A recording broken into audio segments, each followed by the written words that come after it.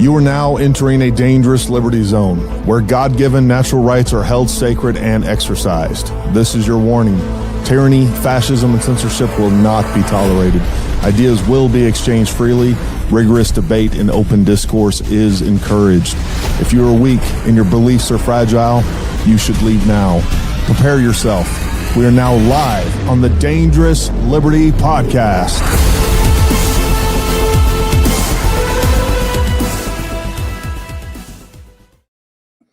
All right, folks, welcome to another Dangerous Liberty Podcast. We got a great show for you.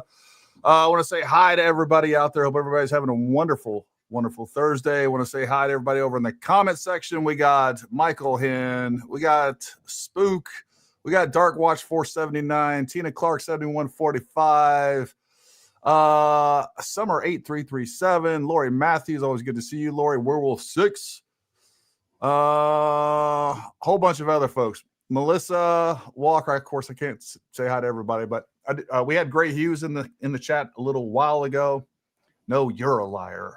No, you're a liar. All right. Well, please pull up anything that I've lied about.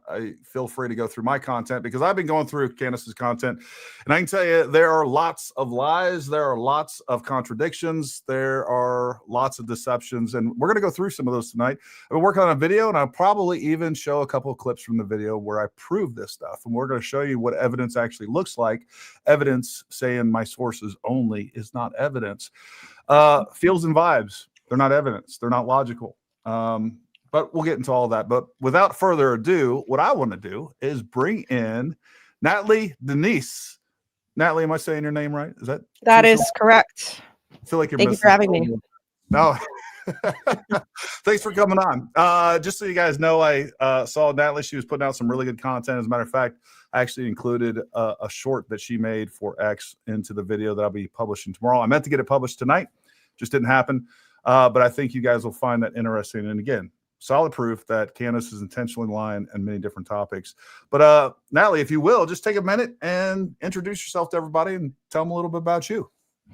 Oh, sure. So thanks for having me, first of all. And yeah, my name is a little weird. It is missing an A because it was a typo when I was born. It was supposed to be Natalie and they forgot the A. So they just never changed it. So Natalie it is.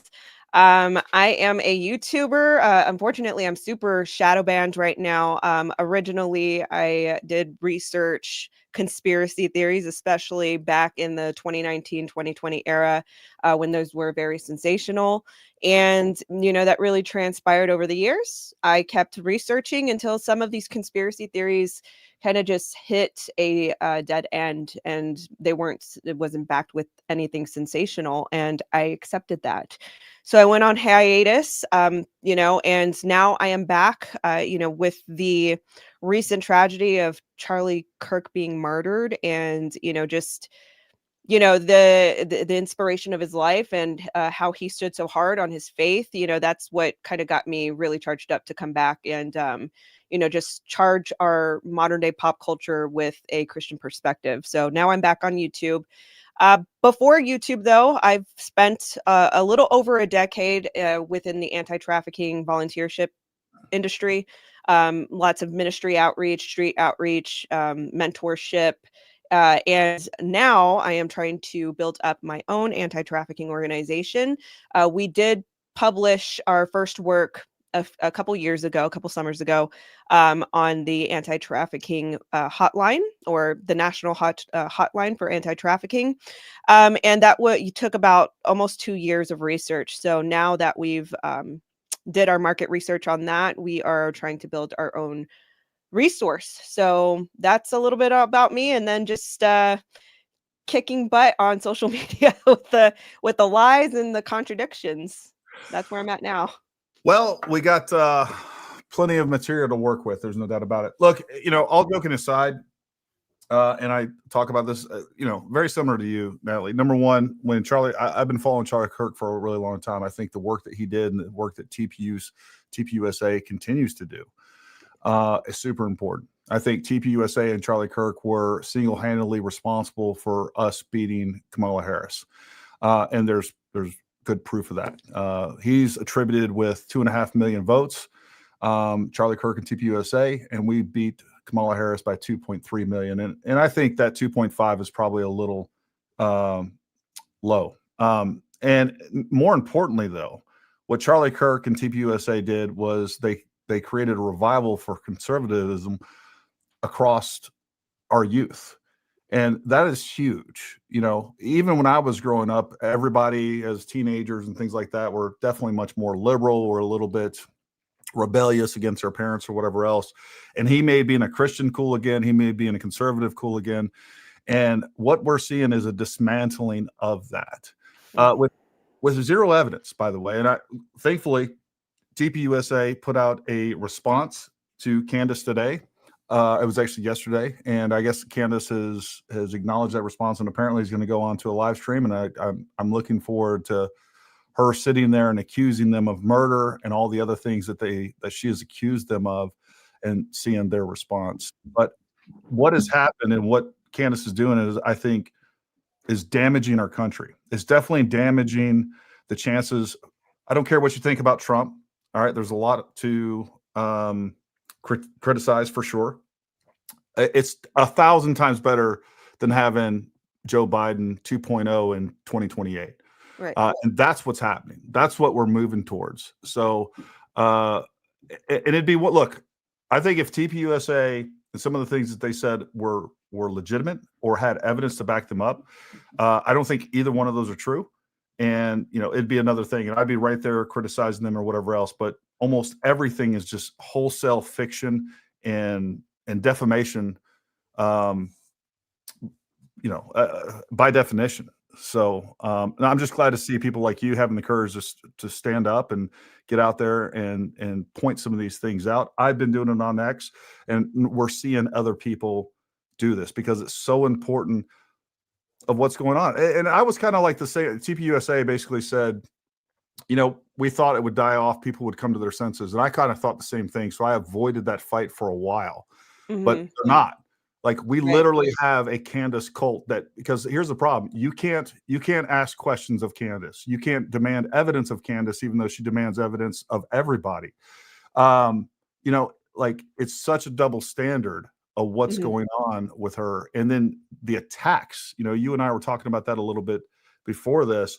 Like, what have you experienced since you started criticizing Candace, the attacks on you and your channel and everything else going on? Yeah, I mean, Blake Neff said it perfectly yesterday that, and I'm paraphrasing here, but he basically alluded that the people that were attacking the TPUSA entity, the associates, Charlie Kirk's friends, were in a sense, he said they were worse than Antifa. And I would have to agree. 100%. These people take enjoyment out of being gross and unpleasant. That's a direct quote from Blake Neff. And I have seen that very thing on my own platform, whether I am, and I'm posting everywhere, at least on X, there's discourse and there's open free speech. And I think that says a lot about all the other platforms that I post on, because it does seem to be that there are audiences that push back and that concur with what we're observing. But on other platforms like Instagram and Facebook, I mean, it is bad. You've got people, and I do believe that this is a mixture of actual people, actual fans of Candace. I call them Cantifa now, or Candacites, because they do take enjoyment in saying the most vile things and taking on the worst slurs. I myself, I call myself a Christian Zionist, and I'm very proud about that. I do have a belief that, Israel has, or, Jewish people have a right to their homeland, and Israel deserves to exist. I find that people have vilified that word, and it's like, there's a lot of stuff going on with that. I say operation because I do believe that what I'm seeing is an operation, a demoralization operation. And especially like my fight is against Christians being derailed by this rhetoric as well. So to sum it all up, very vile, very, ugly behavior. And it's ironic because a lot of these accounts have Christ is king in their bio. So that's what I'm saying. A lot of irony and just gross behavior.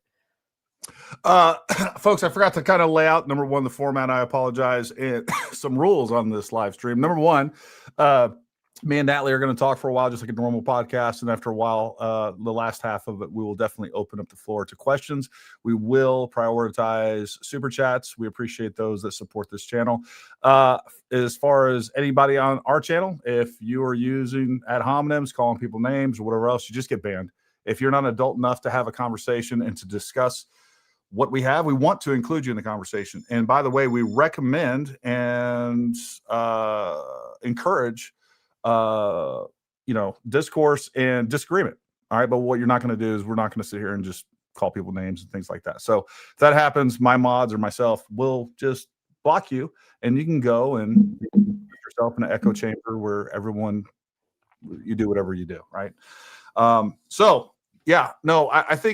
think the problem here too is that it's very clear to me that people are so susceptible right now to disinformation, and it is because our government has lied to us so many times, and that is the unfortunate truth. Look, I believe that there are regular government conspiracies. We've seen that. There's proof of that time and time again. I don't care if you want to talk about COVID, if you want to talk about the election of 2020. I think that still to me is like the biggest conspiracy that just about has ever happened, definitely during my lifetime. Like, that election was stolen. I 100% believe it. I believe there's evidence for it. I believe there's zero political will and definitely no will of the media to investigate it. Of course, COVID, MK Ultra. I think there's a high chance that that JFK was actually murdered by our country. There's a lot. All right. And many more. But the fact is that just because these things happened, it is not logical to say, hey, this is also a conspiracy. You need to be able to look at every single one of these different situations individually and be able to assess them with the evidence and the information that you have. And when we have something as highly documented as the Charlie Kirk assassination, I mean, literally, we still are getting new footage that is coming out every single day. We've all seen what's going on. And, from the beginning, there was clearly a disinformation campaign coming out with 50 different theories of what happened. And I think it really did damage people's psyche and ability, even though they know most of that stuff has either been debunked or proven incorrect. Mm-hmm. Like, it was kind of baked in the cake at that point that, hey, there's something fishy here. There's something going on, and we're just not going to accept no matter what evidence points to the official narrative or whatever you want to call it. So, we are clearly susceptible to a lot of disinformation. I think a lot of different forces are exploiting that fact. Yeah, 100%. And, you hit it right on the nail. I do feel that, back in the summer of love days and the COVID days, it was almost as if we were a collective counterculture. We wanted to fight back against not just the mainstream industry, such as Hollywood and celebrities, but the mainstream media. And it was like it literally was a big cabal that we had to counteract. And it's like, we saw that we activated against that collectively, I would say, as conservatives and people who converted as conservatives. And because of that, and because it was attached to the governmental entity that wanted to feed us that propaganda, I do see that. I can see why people have such a high distrust. However, what happened and what transpired from there is that we began to trust these alternative voices, these alternative podcasters, and there was alternative news and alternative accounts out there. And because we disengaged from mainstream media, rightfully so, because they were illustratively lying to us, we decided to engage and just completely outsource our critical thinking skills to these influencers. And I think that's what happened, because it's like you put all your eggs in one basket and you don't really think for yourself.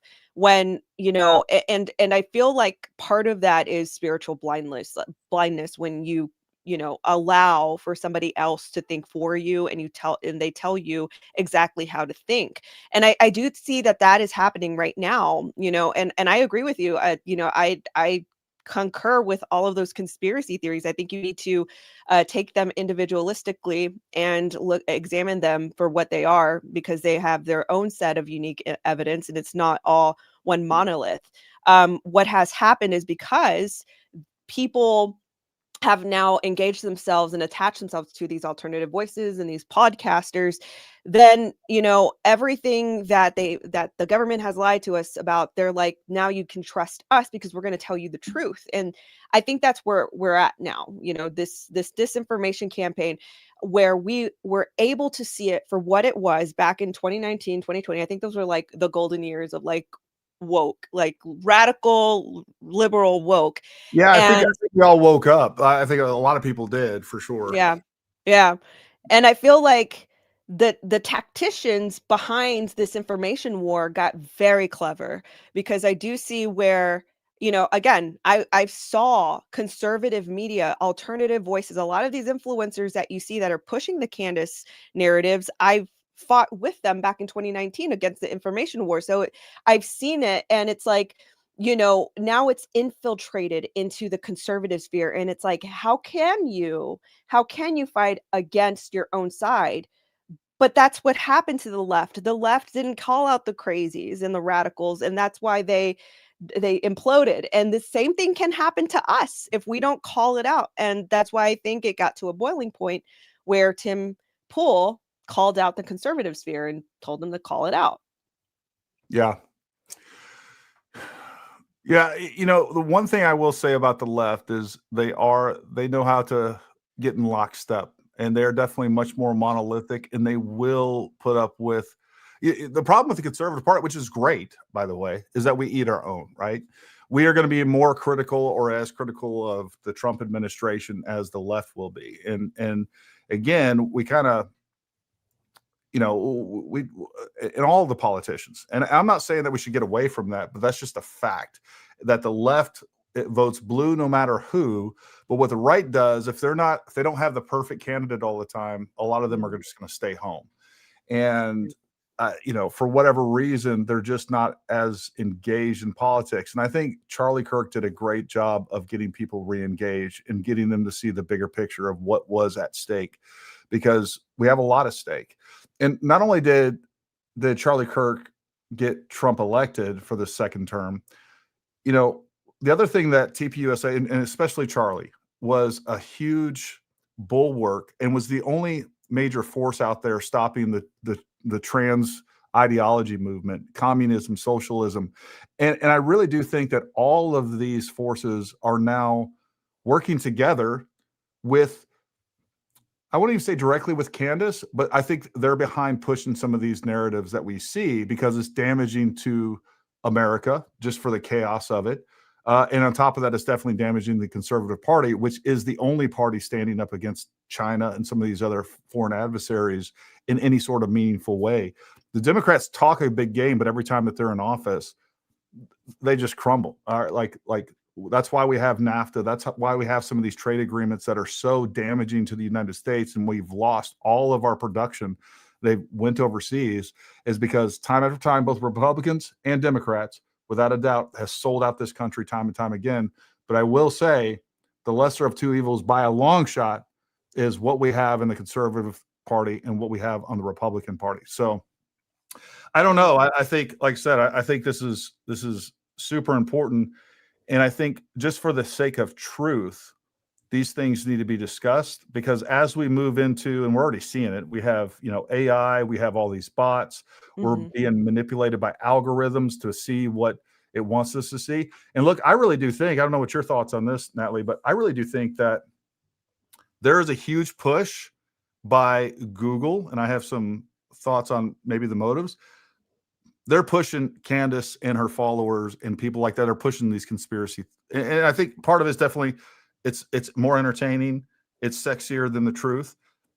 So there's that part. But I do think that they are pushing this algorithmically as well. Oh, yeah. I mean, when you, for instance, I watched a little bit of the Candace podcast tonight, and she went into She drilled into Tim Pool and his point about the midterms, that we were going to lose the midterms. And Candace has said it before, that she's not voting and that she's not lifting a finger, demoralizing Americans from voting, which is completely antithetical to TPUSA and what Charlie Kirk did with his organization. It was a push for votes. And she said it again tonight. She doesn't care about the midterm. She doesn't care about voting. And, along with her fan base, she kind of motivated them or demotivated is the best word, to not vote because they're not getting what the Americans deserve. And it's like, this disinformation campaign has really done a work on people, because Trump has, if you really think about it, amongst as a bird's eye view, Trump has not even been in office for a full year. Right. And these people are claiming that he's a traitor and he's not doing this and doing that. First of all, Trump never campaigned as an isolationist president. He never did that. He didn't do that in his first presidency either. So I'm really confused where all of this came out, what narratives just got spun up all of a sudden, that he was supposed to be this isolationist president and he was supposed to cave to demands of people on the internet, when he was very clear and he was very transparent about his policies. So, I can see it from that aspect as well. But yeah, I definitely agree with you. The algorithm, if you really think about it again, Candace Owens always, it's really ironic, and I just cannot understand how some people can't see it. And again, I do attribute this to spiritual blindness, because it's right in front of your face, where she's accusing people of making money, and she's accusing people of taking money, and they're paid to have these opinions about me. And it's like, you have such a reprobate mind that you think that because people have opinions and they hit tweet, that they have to be paid thousands of dollars. When you look at Candace, she's projecting, because she's making millions of dollars on the grave of Charlie Kirk, And so with that being said, the algorithm has her uncensored, monetized with sponsors and with super chats. So that says a lot about her platform and what's being pushed right now. A lot of her crowd who promote her and circulate her content and her narratives as well, they claim this whole, like, you can't talk about Israel, you can't talk about Jewish people, but it's like they're at the forefront of this algorithm, talking about Israel, demonizing Jewish people, demonizing Israel, you know what I mean? And it's like everything gets conflated and nobody really separates, like, Jewish people, the Holy Land, and Israel. Like, I understand people have full rights to, like, criticize the government of Israel, Sure. but when it comes to Christians and the Holy Land and Jewish people, like, Christians who are well studied in scripture understand that, there are rights biblically to each one of these components, and and there's dualities as well, and people just don't think in nuance anymore. They're Well, just all, that's what I was going to say. There's a lot of nuance there, yeah, and what it has devolved into is just, oh, the Jews, which I hate. me too. Just objectively speaking, and I've said this 100 times. Like, I am indifferent to Israel. I really am. Like, I'm so tired of the United States giving money away to all these foreign countries. Fair. Israel, I've definitely become more critical of Israel because of the way that they've prosecuted the war in Gaza. I think that should have been done differently. I also think Fair. that we, as the United States, should have been much more aggressive in getting the United States citizens back. Like I said on the last podcast, if I was the president and we had hostages in Gaza, there would be 10,000 tanks on the border of Israel, and you'd have 12 hours to get our people back, or we're rolling through. And you think it looks bad now? It would have looked much worse by the time I was done. But that being said, things could be done a little differently. And I do think that there's so much emotion in what's going on there. But that being, all that stuff is like those are political discussions and geopolitical discussions, and we can have discussions about the influence of all the different lobbyists, which, by the way, like, the APAC is like one of the smallest lobbyists in the United States. It's such less of a problem than we're dealing with pharmaceuticals, dealing with the defense contractors. Like, we have so many bigger problems than Israel. And then once we start saying Jews everything and blaming Jews, like it's just such a dumb argument. So many Jews in the United States, like they're like the most diverse group of people. They're like there's liberals, conservatives, religious, non-religious. Some of them are anti-Zionist.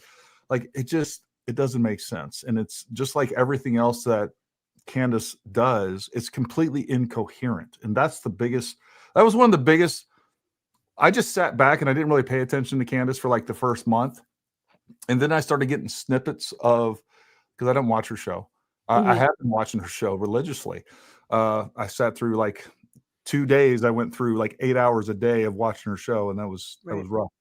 But the whole thing is incoherent. It's like, we have the National Guard, we have these airborne units, we have French Foreign Legion, Egyptian planes, and she never brings it together and makes it make sense. And the one thing that I would love for her to explain, we have this, very sophisticated multinational assassination team that come over here.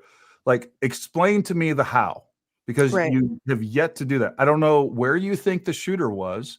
I don't know where was it? Like, why was there a Jewish people there? Why was there Israelis rather? Why was there French Foreign Legion? What was their roles? What did they do? Where were they? How come nobody saw them? Right. Like none of it makes sense. It's like Candace Owens has a laser and is just moving it around, and cats are chasing these dots all over the place. Oh my gosh. Yes. And that's the best. That is the best analogy. That I never thought about it that way, but yes. That's what it is. It's just like every show she introduces one or two new elements. So like, where did this come from? Like, how does this? And then the thing is she never goes back and like exonerates people that she accused of before, that really, when we're talking about these different elements, like they're mutually exclusive. Like the security team can't be in on it and Israel, or like the French Foreign Legion, or like, I don't even know. But one thing I do want to do real quick, because I thought this was a great thing that you did. If you're not following Natalie on X and YouTube, make sure you go do that. I put her links to her accounts down in the description below. But she put this out. She was the only one that I saw. So to me, she broke the story as far as I'm concerned.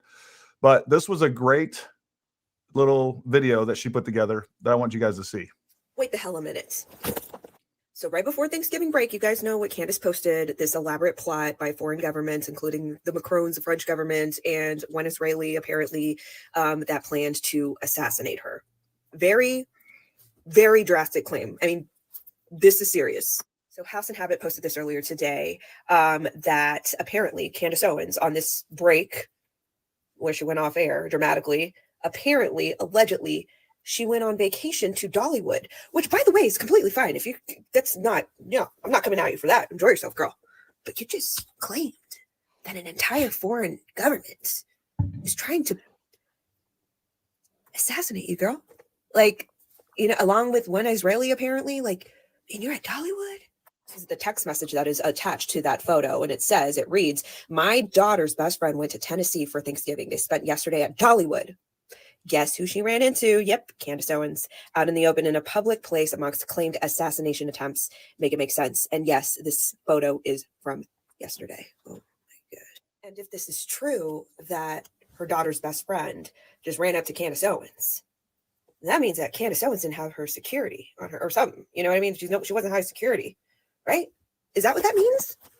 So, like, help me make this make sense. Like, there's a foreign operation plotting her assassination, so much so that she ran to the White House, all this stuff. But she allowed like some rando stranger run up to her. You know what I mean? Dollywood does not look low-key whatsoever. It looks like it has a lot of foot traffic, a lot of people, high population, Disneyland, Disney World, maybe not that much. You know what I mean? Astroworld, maybe you guys remember that. Six Flags, something like that. This is just high level detail. Okay. Dollywood is a theme park. It's owned by Hershend and Dolly Parton Productions, and it's located in Knoxville metropolitan area in Pigeon Forge, Tennessee, near the gateway of the Great Smoky Mountains. I bet it's beautiful. It sounds beautiful. Hosting nearly 3 million guests in a typical season from mid-March to the Christmas holidays. It sounds very populated, very busy. Yeah. Yeah. So, I mean, this just points out the obvious to me. So great job making that Thanks. video.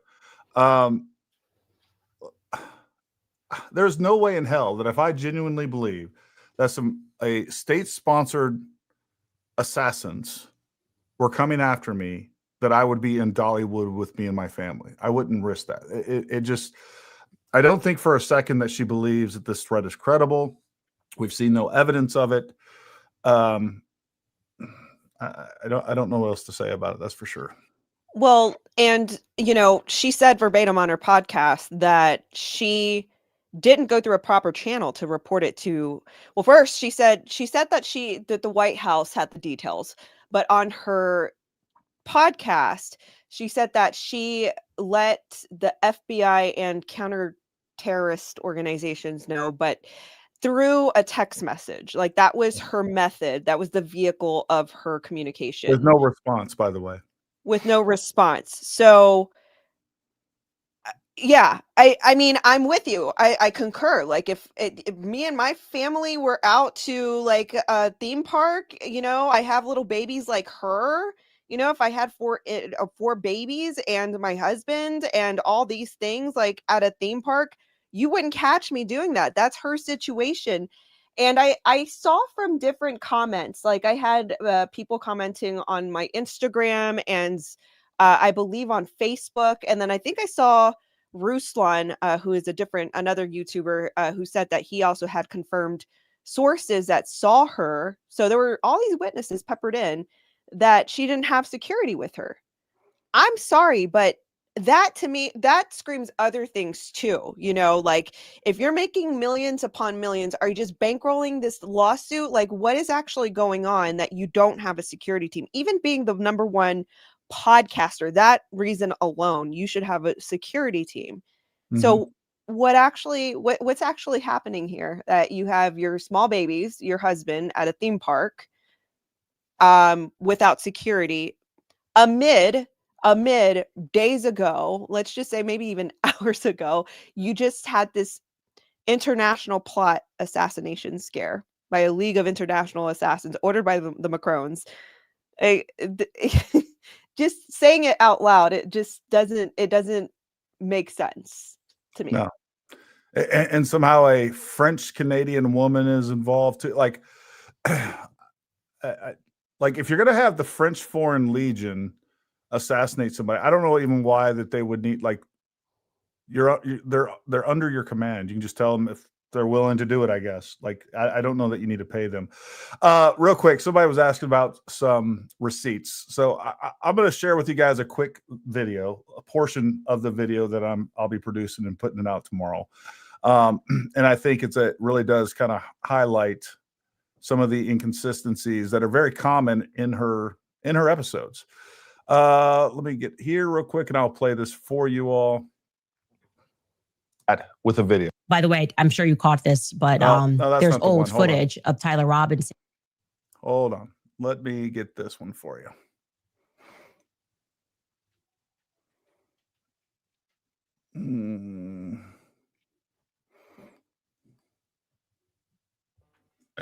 There's lots of things about that don't make sense that I'll get into in a minute, but let's jump forward a little bit here. Hold on. I don't know. We're talking 12 days prior to this. And this is what, there we go, is the word vehicle, when in fact he does. Deception is from episode 244. It aired September 29th. Let's play this. Of most interest to me, what I've learned is that his father does not believe, his parents don't believe that their son committed this crime. I was like, huh? Excuse me? That's a far cry from what the media has been telling us. Remember, the media presented this amazing story.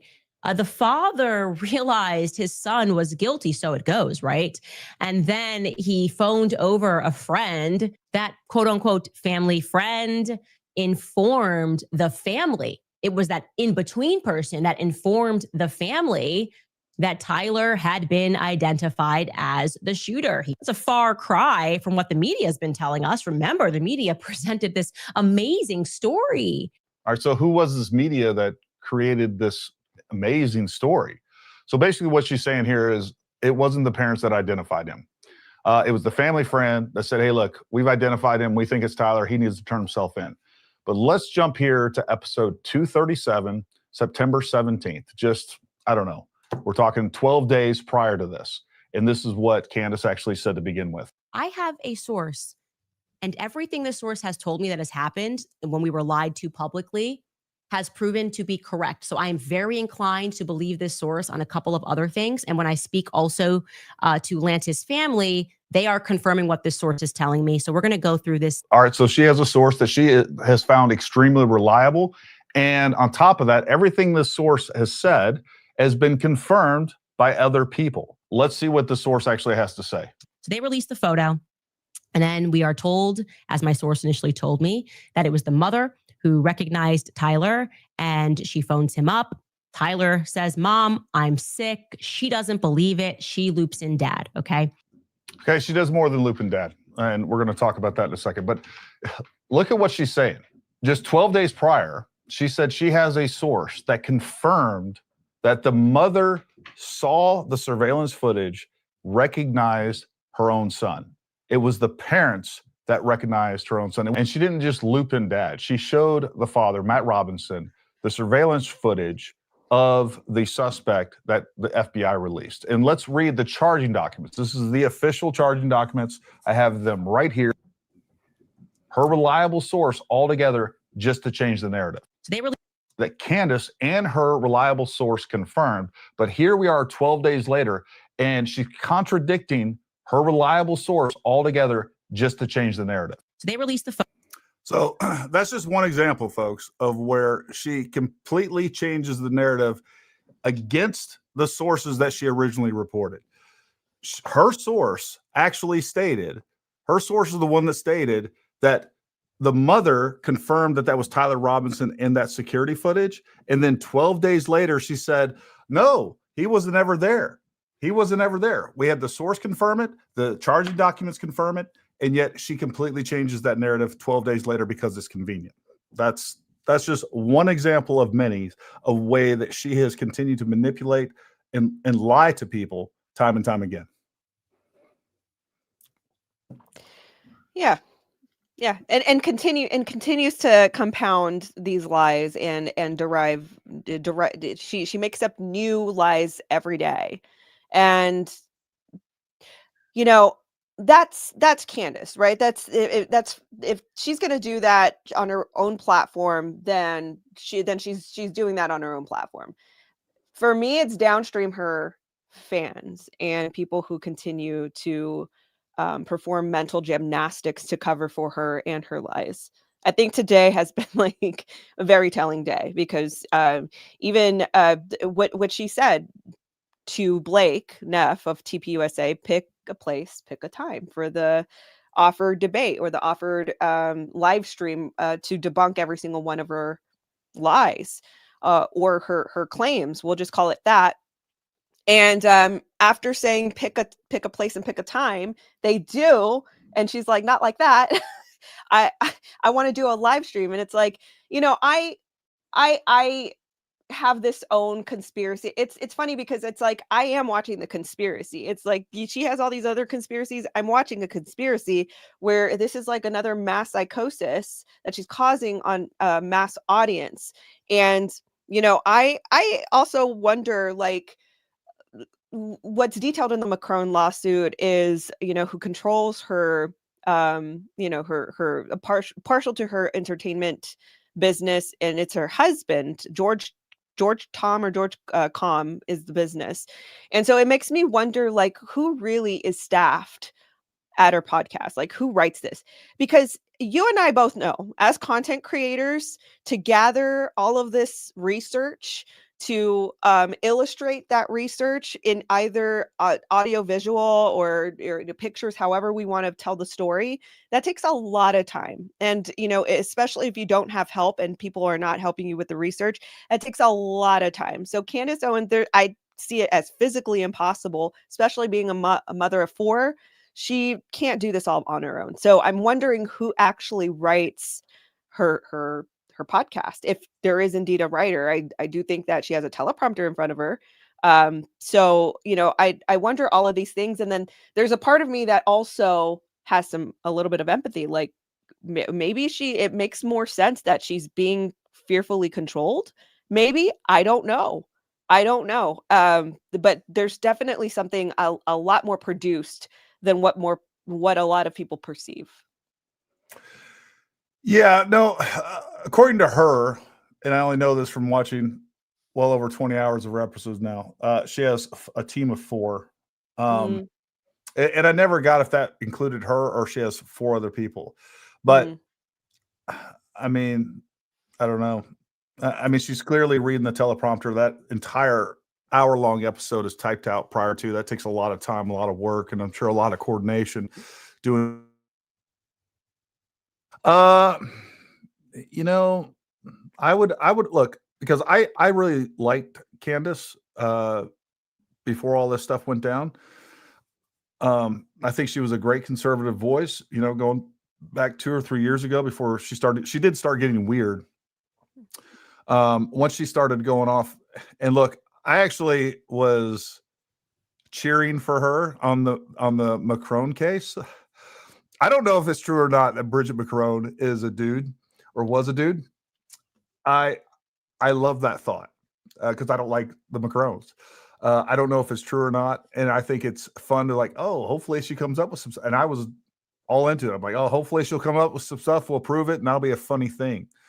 I don't think, when she sits there and says that she believes the French and Bridget Macron had Charlie killed to distract her from investigating Brigitte Macron, that is a level of narcissism and self-importance that it's hard to describe.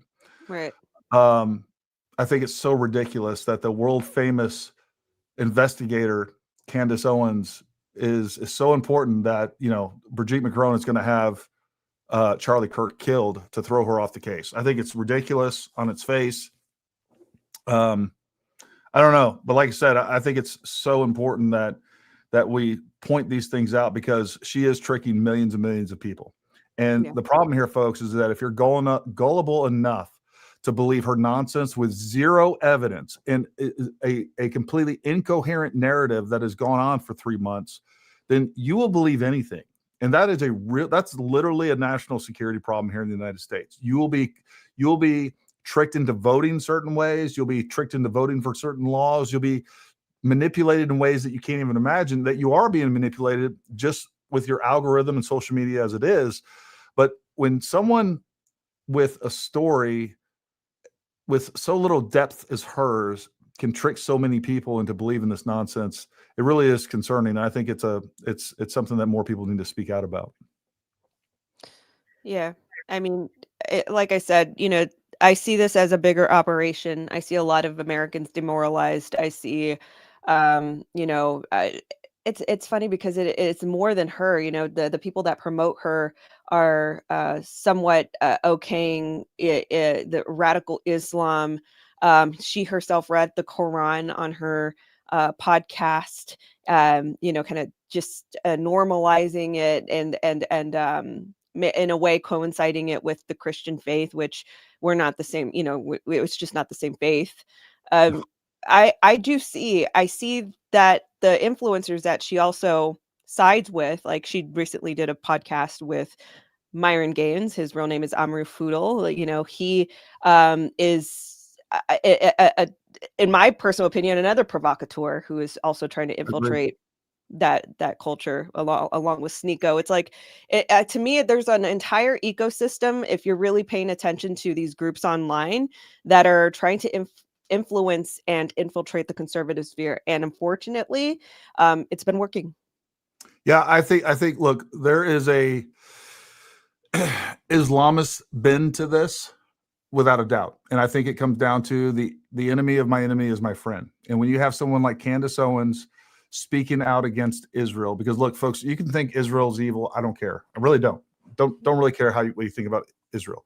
What I can tell you, there are foreign adversaries that are much more evil and a much greater threat than Israel is. And if they can get in there and they can influence you into believing that Israel is the primary threat and you need to put all of your attention on Israel, they can get away with doing things and manipulating people and causing chaos, political division here in the United States. Like the damage that Candace has done to the Conservative Party is unspeakable. I think that if we don't win 2028, I think it will directly be the cause of Candace. I really do. Like what she's done is nuts. The way that she has damaged TPUSA in getting their message out with zero evidence, with nothing but hearsay, with nothing but gossip girl nonsense, feels and vibes, to me is disgusting. And then she's accusing people of murder. Look, I believe in freedom of speech. We also should be a self-regulating society. Same thing when it comes to, I'm a Second Amendment absolutist. I'm a First Amendment absolutist. I don't think that the government or Facebook or YouTube or X should be censoring our speech. But what I do think as we used to do, we used to be a society where if people were leveling accusations, horrific accusations at people without evidence, like people would stand up like, stop. Like that, we don't put up with that because that's not what American principles are about. When you're accusing people of murder, that's slander, that's libel, that's defamation. And you have zero evidence to do it. And look, I think ultimately she's going to get sued. I think TPUSA may end up leveling a lawsuit after it's all said and done. I hope they do. I hope they do. I would like to see the discovery of her sources. I would like to see the evidence that she will not provide for these things. Right. Like you want to demand evidence, give us evidence. Like that's the hypocrisy of this is nuts to me. Yeah, and the biggest concern is the harassment that has been propelled to all of the subjects that she has brought up on her podcast, that she has insinuated, death threats that have been given to some of these people. And I mean, my God, like just as humans, these people saw Charlie Kirk get brutalized in broad daylight, and these were close people to them. Like his widow has not had, I'm sure she's had to shut off. I think she did mention that she had to shut off social media, but normally she's not given this natural grace to grieve and to mourn in peace, which she should absolutely, especially in this case, she should absolutely been granted that. But so many conspiracy theories that were so malignant against Erica Kirk, and screenshots that were taken of videos that were milliseconds long in reality, and misinterpreting this as like some salacious scandal. I'm talking about her hugging JD Vance on stage. Like, it has got to be something totally spiritual that people find enjoyment out of, harassing people and threatening people to such an extent and believing these, like, I think they're lies in my personal opinion, because they haven't been verified with backed up evidence.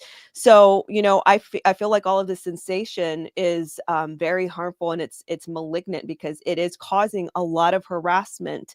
And how dare you even question it, because you yourself get accused of being some sort of foreign agent and foreign, entity, just simply because you push back on what you're observing.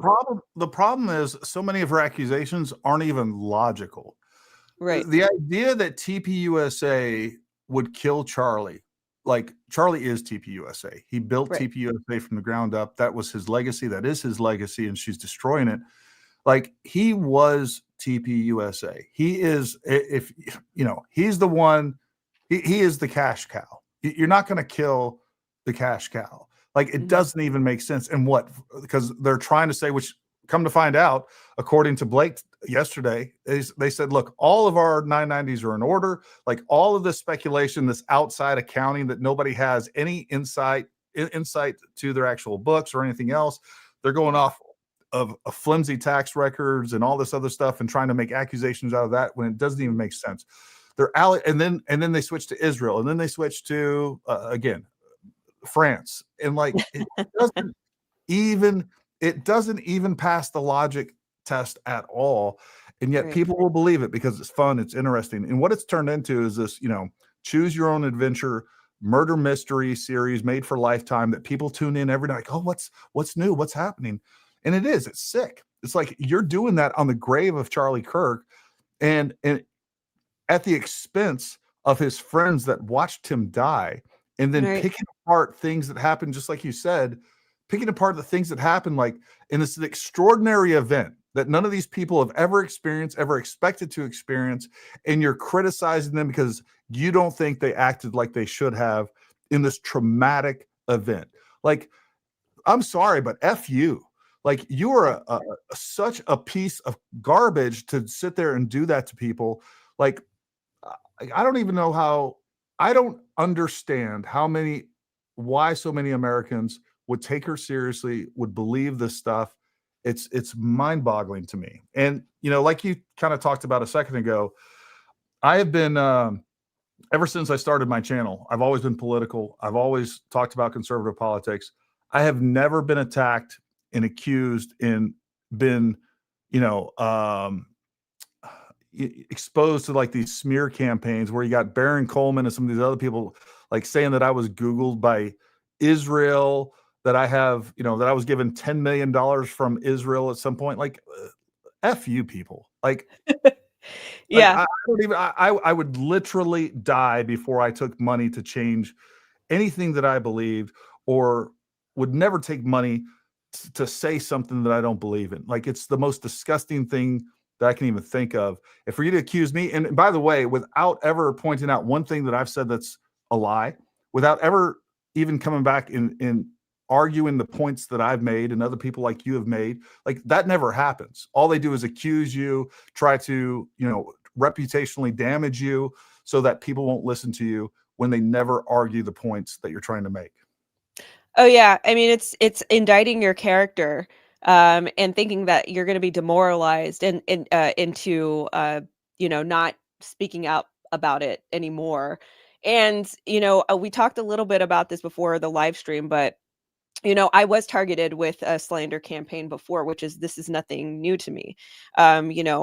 Just picking apart little bitty details, and that might be, and it's funny because that's actually what you just said. Candace does that. She takes something that's very ordinary and standard, and she takes it and she makes this illustration as if it's like something completely not normal. And it's like, people will do that with your own life. They will, especially if you're public online, you have any sort of influence with an audience, any platforms, they will absolutely just contrive this narrative about you, and they'll push that and try to demoralize you. And it's like, when you're secure and you just like, no, like this is an entire campaign, and it feels like there's something much bigger to this. There's a much bigger operation than, you just keep pushing. I have never felt so secure in the position that I'm in, being a very devout Christian, again, just being a Christian Zionist, and being friendly to God's people. It's like, this is what God ordered us to do. Like, these are God's people. Yeah, sure, he did mention other races, nor Jew, nor Greek, like, of course, but right, it's like but he very specifically talked about his people, and it's just peppered throughout scripture. So it's like, I have never felt so secure in reading scripture and seeing how this has been, developed out in our own carnality, and how we interact with people. And what, like, didn't Jesus say, like, if the world hates you, like, he hated me first? Like, it feels like I'm supposed to be here. It feels like if I'm not marching in step with pagans and people who are agnostic and having the same opinions and sentiments as them, I feel like I'm in the right place as a Christian. So, that's fine. Like, scripture always warns us that this would happen, and you just have to be really secure and rooted in your faith to just keep going and keep telling the truth. And of course, in all of this, it's really crazy because it not only is it a political operation, in my personal opinion, like, something that's trying to demoralize Americans, it's crazy that it's a simultaneous satanic operation to get us Christians like derailed off of our biblical principles and believe in theologies that are not biblical. Like that part to me is like where I'm scoped in on, like, and so being rooted, you can't really get rocked too hard if you're rooted in your faith, or if you're rooted in truth. No, I agree. And I feel, look, it would be so easy. And I've talked about this, and I don't mean to beat a dead horse, folks, but I can tell you right now, I've not made money off of this. I've lost tens of thousands of dollars putting the time. I've went out to UVU. We had a 3D drone survey. I've been on the ground. I've talked to these people. Like, why hasn't Candace done that? Candace hasn't been to UVU since this has occurred. I've spent all this time doing these videos because I feel compelled to, for the truth. The truth is all that matters. And look, we can see what gets the clicks, likes, and views. If you, I don't care what conspiracy you jump on. You can be the palm gun guys. You can be drones flying over. Those get views. People love them. Like that. Like the conspiracy, the unevidenced conspiracies have now become the orthodoxy. And the moment that you step outside of that, even though we have a ton of evidence backing up the narrative that Tyler Robinson absolutely killed Charlie Kirk. Like I know that after looking at this for months and months and months. And for the first month and a half, I was completely open to whatever else. But after being there, after talking to people, after going through the evidence, after looking at what makes sense, like the evidence is overwhelming. And that's only the evidence that we know of. Like they have voluminous amounts of evidence that the defense said, hey, we need another 2 months to go through this evidence. And that's all the evidence that's not listed in the charging documents. And see, that's my entire argument. Like, how do people not know? Like, this is an ongoing homicide investigation. Yeah. What is so hard for people to understand that? They are not going to declassify an ongoing homicide investigation. Sure, there have been leaks in history, but that has caused problems down the line. And, they are not going, especially when we have a DOJ and a Justice Department that has the best interest in finding out what happened to Charlie Kirk with a well-rounded history and a thorough review of all the evidence. They are not going to declassify this evidence for people on the internet because we have microwave mentalities. I'm sorry, that's just not how it works. So, I find it amusing when people are like, there's holes in the story. I'm like, well, you don't know the whole story. They've only let you see a portion of the evidence, not everything that they have, and even like you said, even with what you have, you're convinced that Tyler Robinson killed Charlie Kirk. But it's like that's not even a portion of what they have. They still haven't declassified everything. There hasn't even been a trial. There hasn't been a verdict.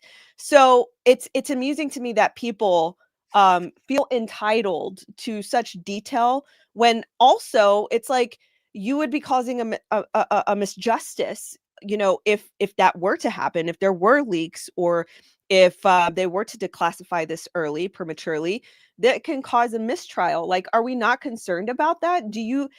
What if you are wrong in your conspiracy theory and Tyler Robinson is in fact the killer? Wouldn't you feel bad and horrible that you caused a mistrial? It's like, do you really care about justice for Charlie Kirk? Because if you really cared, then you would be patient and you would allow the trial and all these things to transpire in the fashion that it would. And there's just a methodology to an investigation. But people have microwave mentalities. They don't want to wait. They have no patience whatsoever.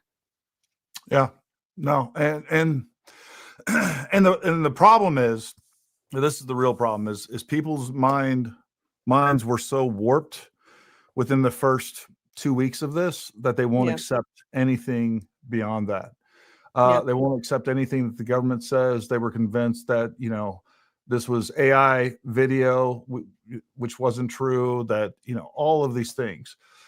Candace keeps saying time and time again, is one of the clips I highlighted in the video. She keeps saying, "Oh, you think you got to be Spider-Man? This guy's Spider-Man. He's climbing up on the roofs." Folks, you can walk right up to the roof, and it's like literally going to a patio. Like, Right. for her to continually use that straw man nonsense and this gross exaggeration to make the idea that he was on the roof such a ridiculous notion is just another, like, everything that she's doing has all the hallmarks of propaganda and misinformation. It's intentional, it's designed, and it is working fabulously to deceive the gullible among the American people. It's a fact. And the problem is not just this case, it's the ripple effect that it has on everything else that we have in society. And what you're going to end up doing, part of this is undermining the Trump administration. And what you're going to end up doing is you're going to say, you know what, Candace convinced me of all this nonsense for the Trump administration, so I'm not going to vote. And now we're going to end up with another Biden or worse, that now we have much more state involvement in all our stuff. We have much more surveillance. We have much more disinformation.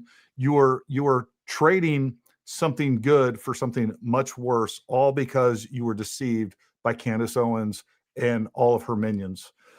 And it's a shame. It's a real shame. It is, and I've seen, it's been a long time coming because, again, this predates Candace Owens and Charlie Kirk, her exploiting this entire tragedy for her gain.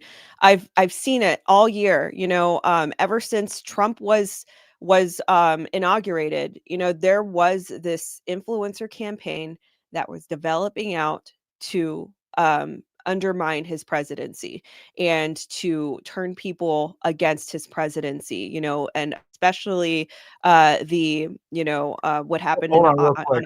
I don't mean to interrupt you, Natalie. Sure. Hey, I'm just going to let you guys know that if you throw up in the comments how much are you getting paid, or you're being paid by Israel or Bibi Netanyahu, you're getting banned. Okay. Like, it's dumb, and you're not an adult, so you're just getting banned. So Debray Kirby 8606, you're banned. So enjoy. Sorry, Natalie, I didn't mean to interrupt you. Oh no, it's okay. It's okay. Yeah, I mean, it's just predating this entire situation. I've seen it develop out. I saw one influencer in particular who always promotes the conspiracy theory, sensationalizes the conspiracy theories. His name is Ryan Mata. He started off, this is just an example, but he started off springboarding off of the child trafficking situation, and he made great content, and he made documentaries, and he quickly pivoted into this anti-Trump, anti-Israel, anti-Jewish people. He himself in July, there's a tweet that still exists that says, "I don't care, it's America first, and I don't care if we hand over the midterms to the Democrats. If we do, so be it." I'm paraphrasing here, but that is exactly what we're dealing with. You've got mega influencers like this that have hundreds of thousands of followers that are influencing people not to vote, just like Candace did on her podcast tonight, in her tweets. So it's demoralizing Americans from voting, and quite literally, it's like, how do you not see that the radical leftists have now won?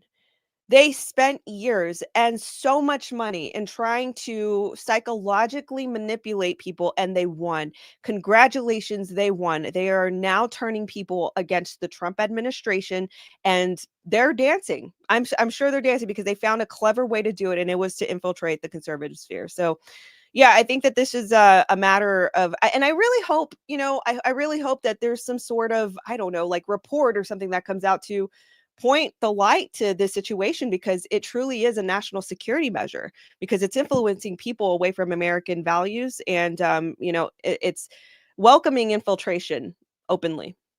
Exactly. No, Thud03S. Clearly, you're not a critical thinker and you don't understand basic things. Number one, what you're presenting right here is a straw man argument. You're pointing to something ridiculous.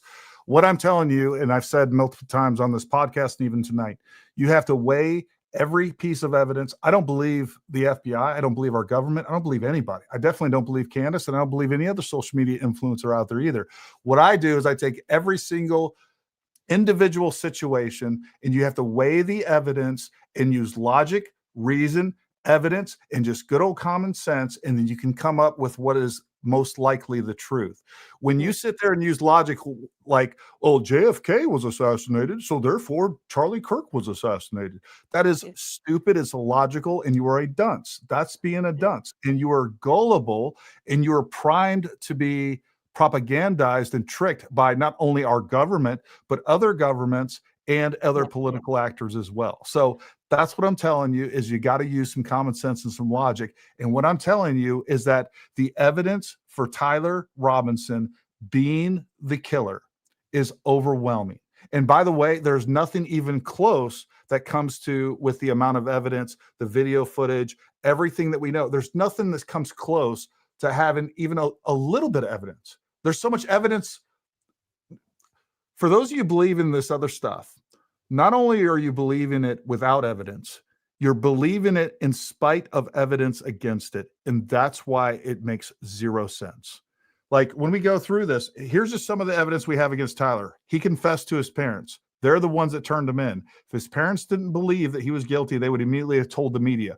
As a parent, that is one of the most compelling things out of this all. Like if I knew my kid was being railroaded by the government and there were charging documents that stated that I thought that he confessed to me, there is nothing that would stand in my way from getting out to the media and saying, hey, this is a lie.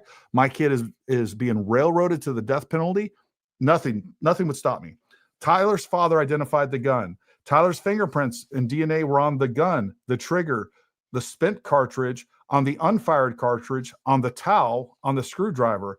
A shoe sole impression directly below the spot he jumped off matched Tyler's footwear. He confessed via text message to his boyfriend. Lance has never come out and denied that.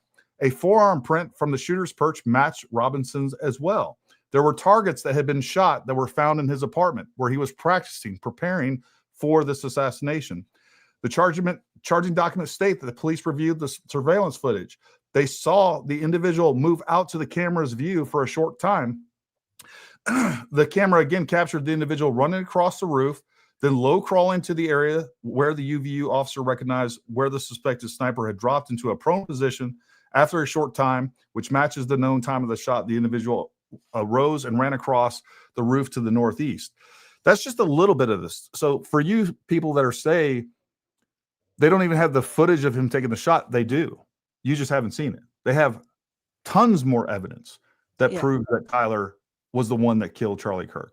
But you won't accept basic logic and facts, and you'll accept everything else, but you won't even use any critical thinking and saying, hey, you know what? This person might be lying to me. She's given me no evidence. And all of her other sycophants and all of her other corroborators that are working with her in conjunction with her that are, basically reposting everything that she posts and just confirming through, I don't know, just reposting that it's true. It's nonsense.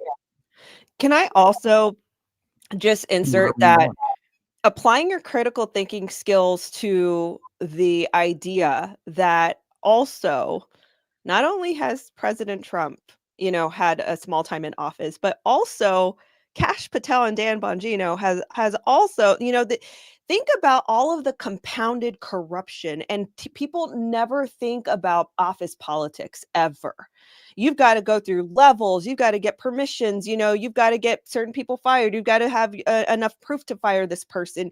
You can't just discriminate. You know what I mean? So there's like a whole bunch of office politics that happen behind closed doors that I'm sure is probably happening in the situation behind closed doors at the FBI. So the fact that, yes, like Kash Patel and Dan Bongino, yes, they got their positions, within their, that agency. We don't see everything that happens behind closed door. Not only are they dealing with a compounded possible cabal, possible corruption within the office politics, they have to deal with that somehow, but also they have all of this other compounded stuff, all of these cases, all of these things on their shoulders. It's interesting that people are like, what, because I don't believe the FBI, like that's completely fine. And I understand why people get they arrive to that conclusion, because we have been lied to a lot, and it's been founded out. but also understand that this new administration and the people that have been put into power need time to be able to deliberate all of these politics as well within the office. So it's not just that. And also I just want to kind of comment, I know this is completely kind of out of left field, but the whole Epstein thing as well, even somebody as I did research a lot of the Epstein conspiracy theories on my channel. After having this interaction with one of the victims, Maria Farmer, and having, this text message exchange and her trying to, also undermine Trump and kind of throw out the insinuation that he was part of the whole thing. And I was read up on the whole case and up until that point, and that the fact that Virginia Roberts Giuffre never accused Trump. In fact, she she recused the idea that he was even part of this. Yeah. It was funny because Maria Farmer tried to insinuate that Trump had some sort of part on it. And when I asked her for the evidence, it's like, I want the evidence. Like, you made this insinuation on my podcast. Like, you should come up with this proof. And it was never delivered to me. So that was and this was something very, very unique that happened that made me shift my thinking in this entire thing, that maybe all of these conspiracies that we contrived on our own, because really, there were some pieces that we had some little pieces, nuggets of truth. I'll just say that. And we kind of spun it up on our own to think that this was this and this was that and this was that. Maybe we contrived a lot of this on our own, and maybe there is some truth to the fact that maybe not, and this is controversial for me to say, but maybe all the victims are not necessarily telling the full truth about what happened. Now, I do believe that Epstein was a scumbag. I'm not at all saying Sure. that saying that he's not, but saying that there was this entire thing that was happening, rituals and things like this on the island. That one situation with Maria Farmer had me just kind of pivot into wait, is all of this the truth? Like, are we just contriving these conspiracy theories ourselves? I mean, playing devil's advocate with you just a little bit, you could have someone like her that is lying, right? But the rest of it be true. But because you identified that she's lying, now look, here's what I think about the Epstein file. I think there's definitely some there, or we wouldn't have the amount of cover up. I don't know where all that goes. What I do know is that people keep blaming Mossad, and that's fine. Maybe Mossad was involved, but what I do know for a fact is there's zero chance that wasn't. If it's all true, that was, and with the amount of Americans and heads of state that were involved and implicated, and just at the island, there is zero chance the CIA didn't know exactly what was going on. And the reason I think that it's being covered up the way that it is I think that was actually a CIA operation to, to compromise people that they want to compromise. That's what I think. Maybe Mossad was involved too. Maybe Mossad was involved with Epstein, but without a doubt, the oversight of that entire thing, if it took place, had to be overseen by the CIA. I think that's, and I think that's why we have such a pushback and a cover up on that. But like you said, a lot of most of what we know about Epstein is speculation. We don't have very much evidence. Going back to, look, I am critical a little bit of Cash Patel and Dan Bongino. I agree with you that we're dealing, they're just getting in. They've been there less than a year. They are dealing, the deep state didn't go away, folks.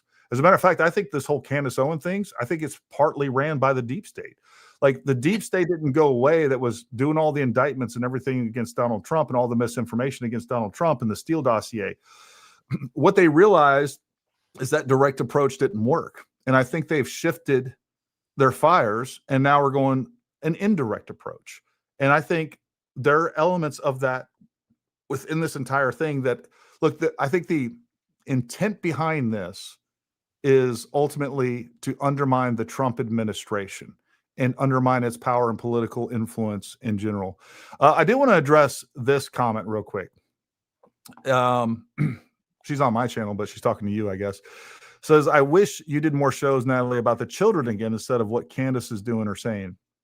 This is another thing that really irritates me Candace can get on every single day and do a show about people doing, accusing people of horrendous things, and people just eat it up. But if you do one show a week or a month, I'd say out of the, I don't know, last 10 shows, maybe 3 of them we involved Candace at all. Mhm. The last 2 shows have been heavily about Candace because I want to make sure that we are putting into this stuff. But for some reason, like, oh, just stop. Don't talk about Candace. Like, we go into this victim mentality, this protection of Candace, while all the people she's accusing in of these horrible things, they get no protection. Not only do they not get protection, you guys grab your pitchforks and your freaking torches and run around the village like crazy people calling for blood for these people with no evidence, by the way. So I'm just so tired of the hypocrisy on that. Yeah, and what I will say is, I am an anti-trafficking activist, and I do, still people don't see what I do behind the scenes and trying to, build a nonprofit and doing some things, building some things that are going to be very helpful. So I'm just one person. But what I will say to that is I've been on social media for a while now, and I also pointed out the BLM riots. I also pointed out the COVID narratives. I also pointed out the big celebrities and the mainstream media and the nighttime hosts, So people, forget that I also covered that as well. And people can go to my Instagram, they can scroll all the way down and see all of that content. In fact, I got nuked, from one of my first primary accounts from doing that. So I faced this censorious era, within that time. So it's not that I never talked about anything else. I always commented on pop culture. Now, with that being said, like I mentioned before, this is the same level of psychosis, maybe even worse, that we saw in the COVID era, in the woke era, back in 2019, back in 2020.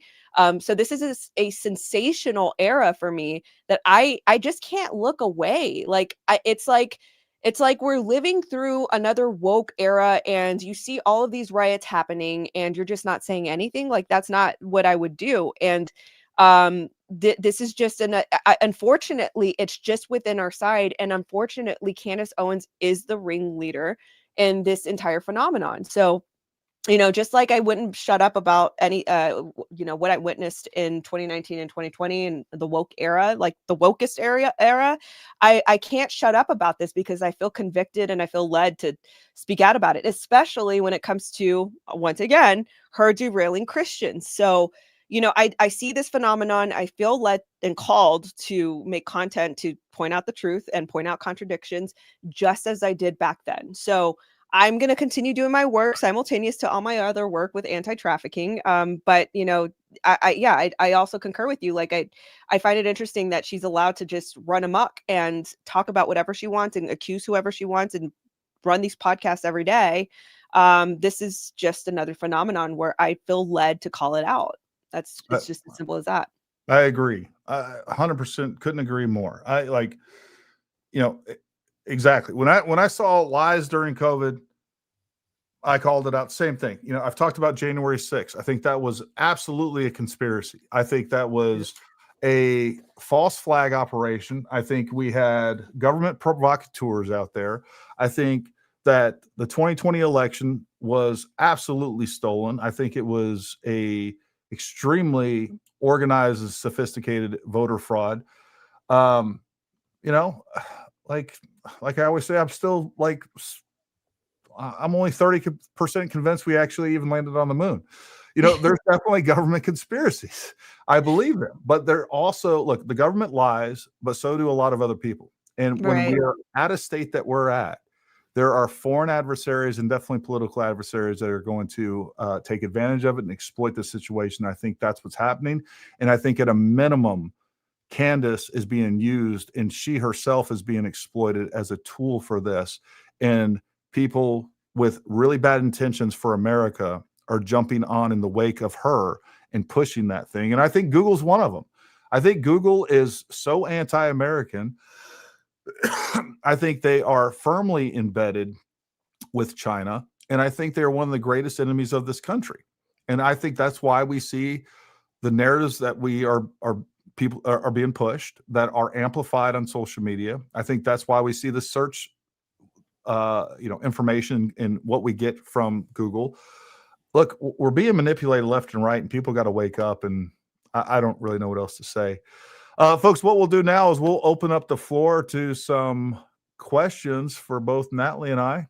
And we'll definitely get to some of the live ones, but we will start off with the super chats. Liberty Dude 1775. Even if the 2020 election was stolen, it can't be claimed to be true if the Trump administration now in power isn't going to do anything about it. I disagree with that. Number one, I think it is true. Number two, I think, look, we have a judicial system, a political system, and every other system involved that want to deny that because, look, for those of you that are big into UAPs, look, I am. I've been a UFO nerd since like the early 80s. And I can tell you right now, the main reason that we're not hearing about UAPs is because they think that if we find out there's non-human intelligent life out there, that society will fall apart and like we will just, and the same thing goes with the voter fraud. If we believe, and I think this is true, even more so true, if we are told, we find out that there's proof that we had a fraudulent election, number one, there's no way of going back and fixing it. Number two, it's going to cause irreparable damage. I do want to know the truth, but at the same time, I understand that just moving forward and securing elections in the future is probably our only viable option. What do you think, Natalie, on that? I think that this very vibrantly illustrated our local office.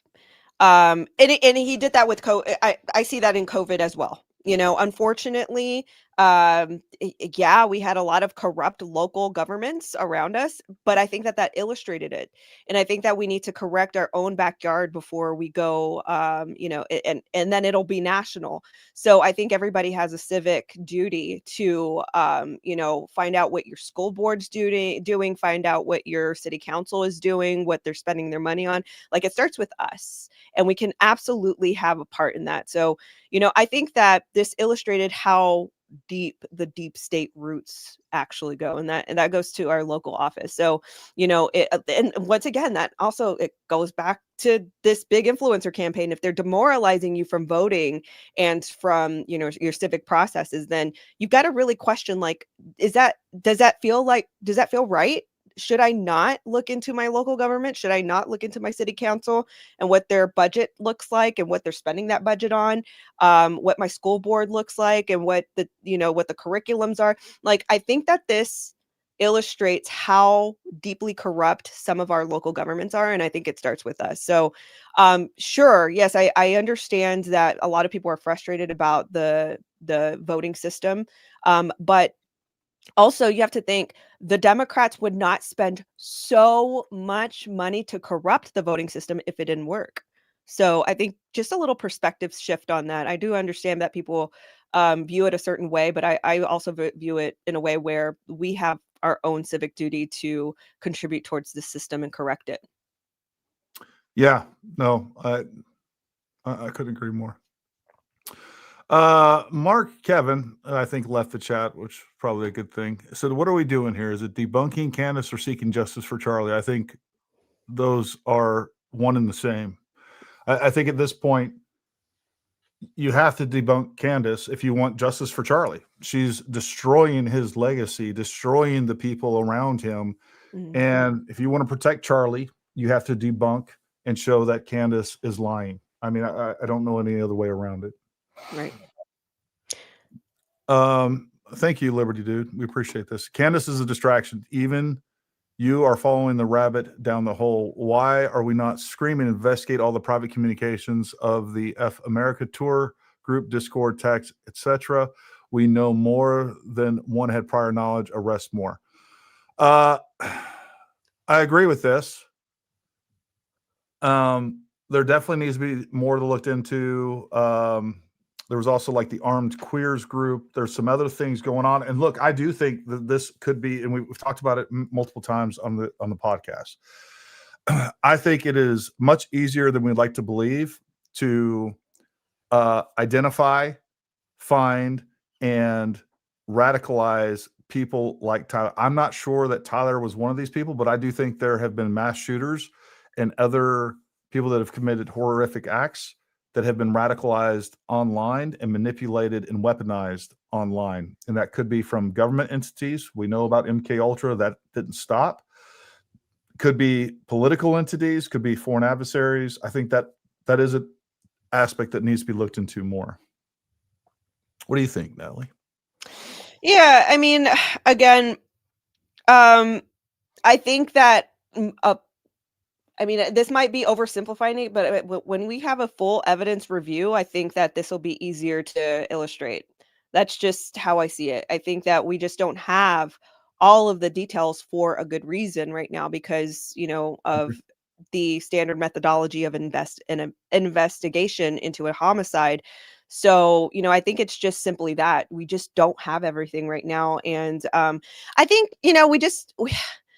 what happened to a process? Like, why do we have such a microwave mentality? Why do we have what is it going to do if we know right now? Is it going to bring Charlie Kirk back? Is he coming back? You know what I mean? Like, Yeah. what is that going to do? I hear what you're saying. Here's where I started in this to begin with. I don't trust the government. And when we have these situations like this, I think it is good that we have these citizen journalists on the ground looking at things, exploring things, so that if and when we do get to the trial state, we can call BS on certain things. A great example of this was the Trump assassination. Look, I think all the things that happened around the Trump assassination, like the evolution of all these theories. I don't know if you were paying attention to the J13 investigation and all that stuff. Like, I was heavily involved with that as I am with this. And we saw all the same things, the crazy different theories. There was multiple shooters. There were drones in the sky. There were people shooting out of windows that didn't break. And all of it ended up being nonsense. And Thomas Crooks was the shooter. Now, the problem that I have with what we're seeing now is once he was killed, like there was no real investigation. And then on top of that, like we don't know anything about his digital footprint prior to, and that is suspicious. I would not be surprised if there were some sort of government entity that intentionally targeted and radicalized that kid and weaponized him toward Trump. And I wouldn't be surprised if there were 1,000 other Thomas Crooks that were being developed at the same time. I don't know if that's true. I think it's very possible, and I think the fact that we have so little information about Thomas Crooks post-event, and that's where I do see the importance of people being on the ground and basically sanity checking the government and making sure that we are holding them accountable. Because if we just sit back and wait, then we can be manipulated. When there's people out there that are covering the evidence and looking at the evidence, and I think we need that, because we no longer have a media that we can trust. That's for sure. But what we can't do, people like you, people like me that are trying to do some sort of citizen journalism, we're not going to replace the fake news by out fake newsing the fake news. And that's what a lot of these people are doing. Right. That's fair. That's a fair perspective. CJ Carenti, thank you for becoming a member, folks. If you want to support us, you can become a member. I'm sure Natalie has memberships on her channel as well. Definitely go over her and give her a subscribe and a like, and select the bell icon and go give her a follow on. You got any other social media besides X and YouTube? Thank you. X, YouTube, Instagram, Facebook page. Yeah. What's your Instagram handle? At Natalie Denise. Perfect. Just without the underscore, like the X, just Natalie Denise. If Candace's goal was to create chaos, then she has succeeded at it. Look, I think there is a element of self-grandeur and delusion with Candace too, and that's just my personal opinion on it. pure speculation. Believe it or not, I'm not a psychologist, but like there's some weird things going on with Candace. Even the things that she's constantly saying that she was like a Mason, i.e., a founder of TPUSA. She has stated, I helped build TPUSA. TPUSA was founded by Charlie in 2012. Candace Owens worked for TPUSA for less than 19 months. To say that you helped build it, to say that you were a Mason, a founder of TPUSA, is a little bit diluted in my mind. Candace was always a leftist plan. I was warning about her for a decade. Charlie forced her out of TPUSA, and now it's her time to tear it down. What's your thoughts on that, Natalie? Yeah, it's funny because she very, I'll say like she hasn't really fully addressed. Well, I mean, it's the nature of Candace Owens to not fully address things, right? We're seeing that now, but she hasn't really fully addressed the social autopsy that she created. The doxing website when she was a leftist. She never really apologized for that. She never really addressed the idea of that. And I did find her blog that she headed. I think it's like degrees 160 or 180 or something like that. This was when she was a leftist, and she had this blog, and she had other people contributing towards the blog. It definitely, this is something that I always wonder about, what her pivot was, because it does seem to be that there was this whole controversy with Gamergate, and because she was in an infight with other leftists, she all of a sudden became a conservative. Now, I don't know how much I can confirm that, or I can just say that with confidence, but yeah, it does seem to be that. I mean, she definitely talks great as a conservative, in the years that we've seen her. She's definitely had, she's articulate, and she had some great ideas. So I don't know what to think of that, to be honest with you. Like, I do see where she was pretty radical in her pivot. I will say that it was a very sharp pivot. So it's hard to grasp the detail because it's not really illustrated, but I see what they mean. I mean, I can see what they mean about that. Yeah. This kind of goes back to what I said earlier. Wow, what a true hit piece on Candace. I don't even agree with Candace, but but aren't you doing the same thing? No, we're not doing the same thing. Number one, we have both provided evidence of that she's lying. I have a whole video of multiple examples that will be put out tomorrow. I've released other videos, the short on how she completely, made this whole case about that the text messages were fake because Tyler doesn't use the word vehicle. And in the exact same video that she uses proof that Tyler calls a car, like moments later, he uses the word vehicle describing a car, and she cut that out. So there's lots of evidence here. And no, it's not a hit piece. It's just telling you the facts that she is deceiving you and pointing out what people need to see. What she's doing is a hit piece because she doesn't have evidence, and she just accuses people of the most horrific things, and yet you guys sit there on your hands. And when people like me and Natalie come out here and point out what's going on with her, Right. then you come at us. It's really weird. It is. Oh, I'm sorry. I didn't mean to No, interrupt. go ahead. I was done. I will say I find that comment and that thought very weird, that people are like, why are you so, I honestly, I think that it's a lot of bot activity influencing the why are you so obsessed, or why are you only talking about her? Because when you really think about it and you look at it at grand scale, like, I don't know if you remember I'm a 90s kid, but if you remember, like, back in the 90s in the tabloids, like, people were zeroed in on celebrities. Like, that's all people talked about in the tabloids, like celebrity. They had, Yep. yeah, the celebrity platform. Candace is on that scale. Like, Candace has millions of, if anything, she has more viewers and more tune-ins, more than the mainstream media. I'm sure of that. Sure. I am sure of that. So it's like she is on the scale of like a Britney Spears or a Kim Kardashian. Like, she has that much viewership. So it's like, wouldn't you find it weird that if you had an opinion about Kim Kardashian or about Britney Spears, this is telling my age now, or any of these celebrities. So there you go.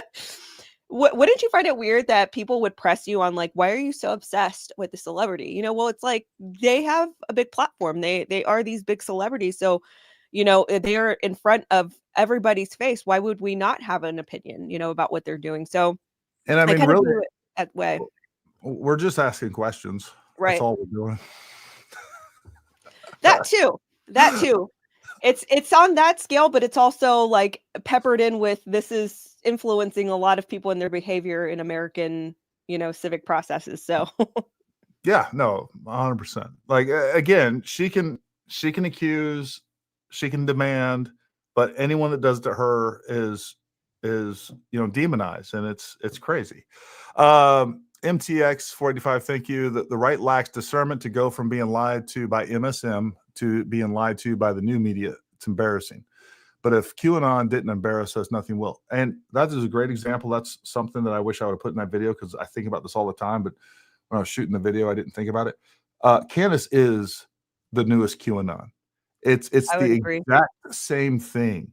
You got all these people all hyped up about all this nonsense. Like, I know guys that are smart, intelligent, I would think normal dudes that were 100% convinced that John F. Kennedy Jr. was going to come back when Trump was elected or some weird thing and all this other stuff.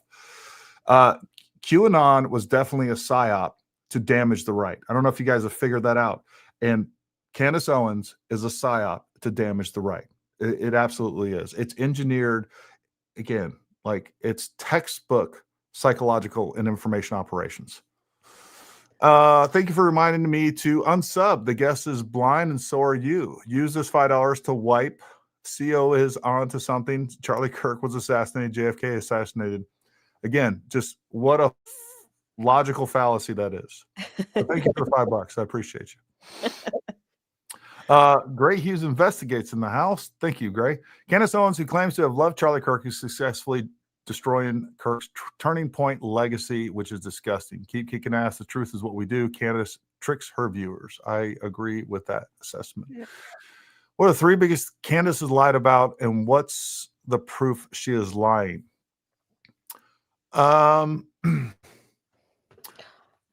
So one, she's lied about. The biggest one is that TPUSA was involved in the Charlie Kirk assassination. There's tons of evidence against that. There's no evidence for that, and that's one of the most damaging things. The other big thing that really is irritating me is she's also talking about how the National Guard was involved. I got a whole clip in the video where she's like, this was a military operation. The National Guard was involved. The French Foreign Legion was involved, and Israel was involved. That's what she said in her December 1st podcast, which is where I pull some of the clips from. So first of all, she doesn't know anything about the military, clearly, but I don't know what she thinks. That number one, she's claiming that Americans in uniform were involved in the assassination of Charlie Kirk. Nothing could be more disgusting. Nothing can be more preposterous. I mean, what do you think the National Guard is? They're assassins. They're assassins 1 week in a month, 2 weeks a year. It's like the most ridiculous thing I've ever heard. There's plenty of more. And again, watch my video tomorrow. I lay them out. Well, you got any other big ones, Natalie? Green hoodie guy. The green hoodie guy that she pointed out on her social on X. She pointed to this screenshot of this guy in a green hoodie, and if anybody knew who he was, and he like commented under the post, and he was like, hi, that was me, sorry, I'm on the soccer team, and that's my soccer hoodie from UVU, and we were just there to get food and check it out. It's like, yeah. right there today where she accepted the debate or the live stream with Blake Neff and TPUSA to debunk or to go through, we'll just say go through every single one of her claims, every single one of her insinuations. And on her podcast verbatim, she said, pick a place, pick a time. And they did. And then she was like, no, not that. So it's like, not that time, not that place, and now you see you can see it downstream. You can see all of her fans, create these mental gymnastics that, well, no, she's not going to go because security, hello. And it's like, when you even debunk that, well, she was just at Dollywood just at Dollywood days ago. You know what I mean? Just last night, there was a picture that one of my followers posted onto one of my comments. She was at a Tucker Carlson party with all these other people, you know, just in the public once again. Yeah, it's under a tent too. Not a very secure structure, I would think. You know, I don't know so much about security, but I wouldn't think that that's like the most secure thing. So she's clear in my personal opinion, she's clearly not afraid. So there's just a couple more little things there, just Yeah. debunked. Well, the other big lie that she's pushed that's super damaging as well is that Tyler Crooks didn't do it. She has done everything she can to exonerate Tyler Robinson. I'm sorry, Tyler Robinson. So that's a real problem too when there's so much evidence for that, and there's a lot of proof that she's lying on those. Candace hates her enemies more than she cares for Charlie and America. Only enemies are involved. Leftists are let off the hook. DEI backfire. Yeah. Candace also is open to MK Ultra thing too. Do you not think she is trying to be open to every outcome? But you bring up good points too. No, I think she is desperate to use anything to verify the narrative that she's trying to push. She'll pull from MK Ultra. She'll pull from, you know, the Foreign Legion. She's desperate to prove her point, or not even to prove her point, to convince you of her point, while she has no evidence to back it up. And so that's what she's doing. Just because again, I don't understand. This is another logical fallacy. It's like, oh, well, she believes it too. Like, okay, well, she's still lying. Okay, the difference between her and I is I'm not going to intentionally lie and create narratives that I know are not true. And I think she has to know these things aren't true. At a minimum, she has a responsibility to go back in time and to correct the record and say, you know what, I've switched from this thing over to this thing. I no longer believe these. I was wrong about these people. I apologize to these people. I don't believe now that they were involved. I believe that the French Mossad is involved or whatever. Right. Yeah. Just like her Netanyahu letter claim, you know, at the very beginning, where she was like, what Netanyahu recited in Charlie Kirk's letter to him is completely, you know, I guess I'm paraphrasing here, but she said that there was a distortion on the representation of what the contents of that letter contained. And when Stella Escobedo, a journalist with OAN, she obtained a source that had the letter, and the New York Post actually, you know, obtained a copy themselves. She actually confirmed that the letter that Netanyahu recited was 100% what he recited. She never went back to correct that or to retract any of her statements. MTX 485 says, I'm a former leftist, thousands of TCs, TRs, Thomas Crooks, and Tyler Robinsons. Bruce, thank you for becoming a member. We appreciate you, bud. Thanks for the support. I think affairs are romantic. Candace article. Yep. Becky's Blay, thank you for becoming a member. I'm sure I screwed that. Becky Sibley. There we go. Just want to say thanks for being brave enough to stay on the side of truth, Gary. What you have done to reveal the truth is deeply appreciated. We need more brave men like you. God bless you. Same thing with you, Natalie. I appreciate you being brave enough to get out there, because it's so easy. I'll be honest with you, folks. I wanted to avoid this because I knew and my wife asked me to avoid this too. I'll be honest with you. Even now we're getting a bunch of crazy emails and things like that just for the mild things. And I don't even think I went hard on Candace yet. And I'm not going to go hard on her. I'm going to be truthful and point out the inconsistencies, the lies, and the deceptions that she's doing. My interview with Brian Harpole, and not just my interview, but also hearing some of the things that he's going through, some of the other team members of the security team are going through. If anything, I owe everybody an apology for being a coward, for staying as quiet about it as long as I did.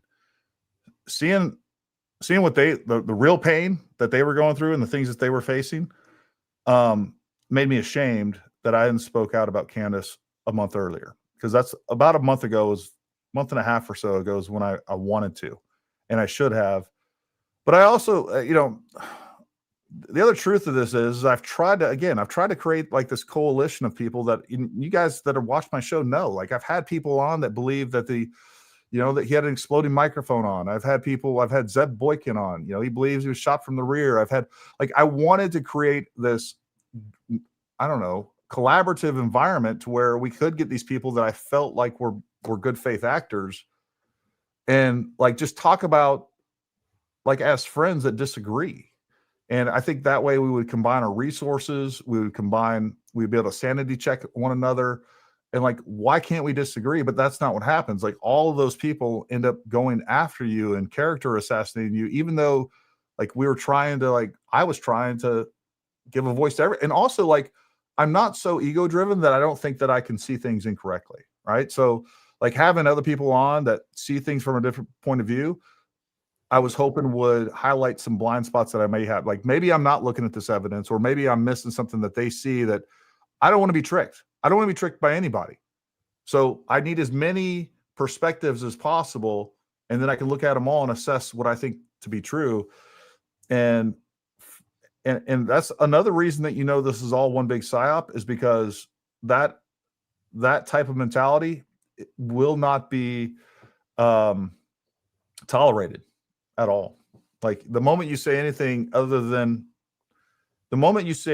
where you're like, oh, well, the charging documents and all the evidence seem to be coming together, that seems to be make the most sense. Like, oh, you're paid by Israel, you're a Fed, you're whatever. It's nuts. I don't care. I trust you, Gary. So I thought I'd ask your thoughts on this. Saw a video by Nate VFT that said Trump wants to let Chinese workers, that he was doting terrorists in the Oval Office. Look, I'm not going to talk about, well, here's what I'll say. Nate is also a fellow Green Beret. Never going to speak bad about another brother in the regiment.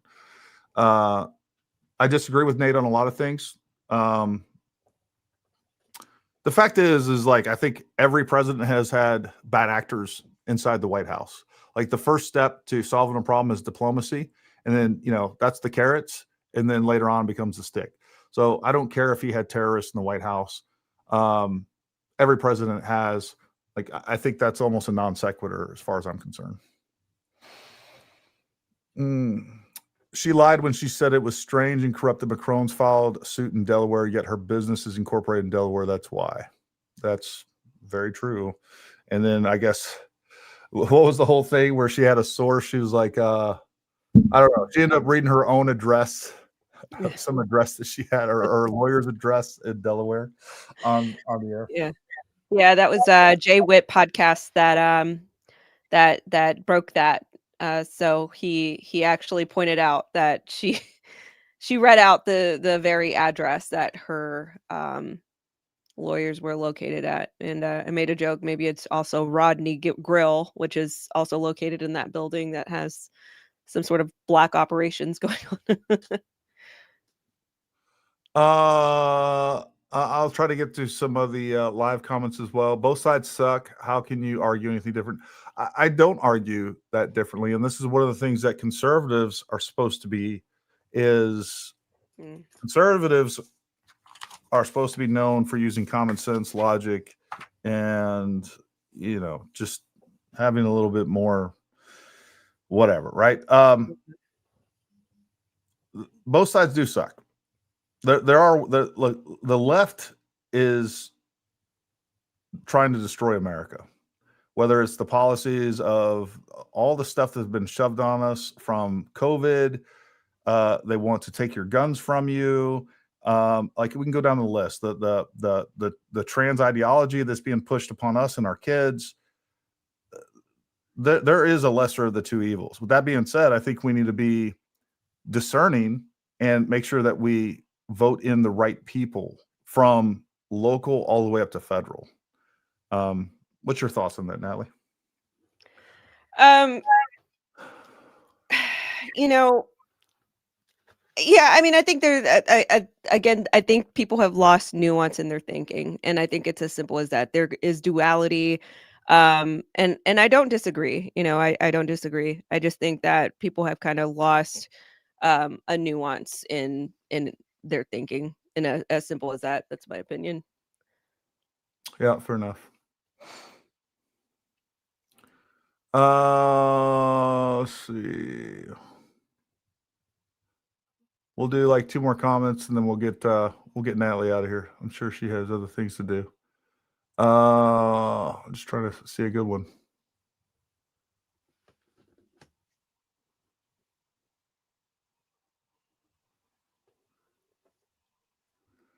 All right. Tom Kiefaber says all this overt recreational Candace trashing, while in real time, what's emerging hourly now about TPUSA's finances is a figurative cesspool of multi-million-dollar scandals, and it's just begun. Look, everything that has been alleged. First of all, I've seen some really good debunkings, and I haven't delved really deep in that.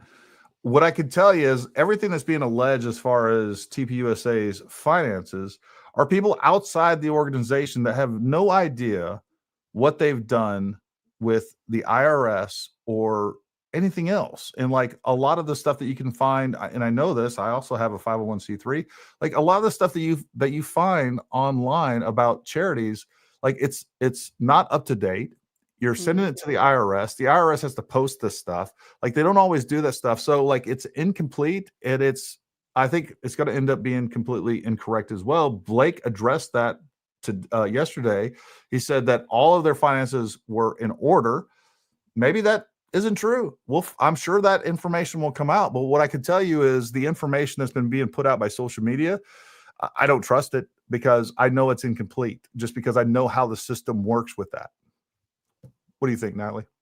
Yeah, I mean, I definitely concur on that. 990s and then the corrections as well. That takes time too, like for the IRS to post. So, if they did indeed correct anything, that's going to take a little time to post. But yeah, I mean, I agree with you. And a lot of people, when we did our audit on the National Human Trafficking Hotline, we had to learn how to read 990s. And that was also daunting to know how everything was categorized.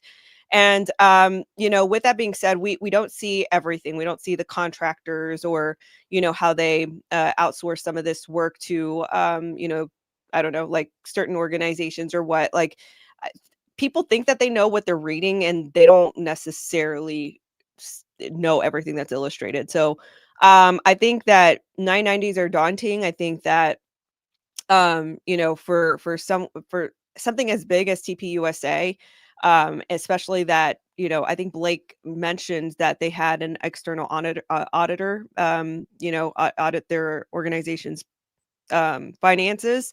They're out in the open. Yeah. So I think that it's a lot more nuance. Like people just don't know everything that goes on behind closed doors and how everything is classified on a 990. I don't think everybody has knowledge of that. I definitely had to, at a learning curve, just learning about that. So yeah, he said they actually had an external auditor come in every single year and audit. And by the way, he also said that there was never an expense, never a receipt or anything else that Charlie didn't actually go through and actually approve. So again, for all of you people, and this is the other thing too, when we're talking about Ian Carroll, we're talking about, you brought up Ryan Mata. There's a bunch of them. I have a whole bunch of pictures in here of tweets about TPUSA, about Charlie Kirk before Charlie Kirk was killed. And all these people that are investigating Charlie Kirk hated Charlie Kirk before he died. And this is about destroying his legacy while he was alive. And Right. most of these people, again, what you're really attacking is Charlie Kirk himself, whether you realize it or not. exactly. He built that company, that organization, rather. He approved, he knew everything that was going on. And so that's what you're really doing, whether you want to admit it or not. Right. Last comment, and I'll throw something up and we'll call it a night, folks. Icy Ducks. We are not Candace followers. We are people who care about what and where corruption exists in our country. Information is power. We want the truth. I completely agree. And I think Natalie does too. Whether you follow Candace or not, Look, I think what we can all agree on is, and what we should agree on is the truth, and just being careful and understanding that whether it's for clicks or views or votes or just trying to change our perception about our government or creating chaos within our country, there's lots of people that are vying for our attention and trying to convince us of things that aren't true, or omitting. This is a big problem, is like they omit the other side, the other argument, right? So something might look really bad, but your only other alternative is something that's not nearly as bad. Right. So, we're being influenced and we're being propagandized constantly from all directions, and we just need to be smarter about it. And that's what this show is about. That's what this channel's about. And yeah, Natalie, give us some sort of inspirational last words. Well, I'll just kind of piggyback off of that. I think people just need to stay vigilant on, the discourse out there. And if it aligns with radical Democrats and radical leftists, the theology, then, know that our political spectrum is not a left and right horizontal axis. I don't think. I think it's a horseshoe. I think that the radical left and the radical right are closer at the tips, just like a horseshoe. And then the curvature, the bottom of the horseshoe, is where centrists and normal leftists, normal right wing kind of live. And so if something aligns with, a radical theology, then more likely that's probably somewhere where you've got to question where all this is coming from, because I've seen a lot of, our conservative sphere, our mega influencers who have sudden pivots in their theology, and they're aligning with people like Ilhan Omar all of a sudden, and AOC. So when you see them march in lockstep, you question that and really take that apart. And to the Christians out there, I also, challenge you to feel more convicted. And when something doesn't feel right, run to scripture. Don't just run to an influencer. If you're marching in lockstep with atheists and agnostics who are chanting hate for a certain group, go back to scripture and go back to God about that. Like, you have to question yourself. You can't think that you're running with the world and the world is accepting your theology and then you're in the right spot. That's not what Jesus said. So I would run to scripture and check it against that, and renew your knowledge every day. You can't just read one scripture and think that you're going to be covered and you're going to be knowledgeable. Continue to read it over and over again, and study it, and know historical context. And just ask God for clarity in this really confusing time, because we are definitely infiltrated. We are definitely being derailed and influenced, and it's so chaotic out here. But when you're rooted in your faith and you know what your faith says, then you can't be shaken. So that is my biggest plea to you guys. And if you don't know Jesus, I would beg you guys to investigate that and search that, because that is what truth actually is. That's all that matters. And so I would encourage you guys to just run to Jesus, and bounce everything, all the truths that you think against scripture. Well, I can't do any better than that. What I will add to that, folks, is if you haven't checked out Wes Huff, I really suggest you go check out his content. Yes. He is an apologetic, which means he explains scripture in context. Also a historian, and he has some extremely interesting content. It's scripture based, but he just brings it to life in a way that I haven't seen anyone else. And I love his content, but he digs deep into faith, into scripture, and it's definitely worth checking out. And, I would just tell everybody out there to be brave, right? Charlie was a great example of getting out there and opposing lies, right? Stand up for what you believe in. That's what we're going to do here on this channel. We're going to continue to tell the truth. And right now, I think the lies that Candace is putting out needs to be addressed. We're going to continue to do that for a while. So that's just what's going to happen. And I think it's important. And as Charlie Kirk said, truth isn't always popular, but it's always worth it. So if you haven't done so already, make sure you like, subscribe. Natalie, thank you so much for coming on. Don't go anywhere. But folks, like, subscribe, hit the bell icon, become a member. Yeah, we love you. We appreciate you. We will be back on Wednesday. We may do something in between there, so make sure you hit that bell icon and select all. That way, and I will be putting out a video tomorrow. But until next time, stay armed, stay ready. We'll talk to you soon.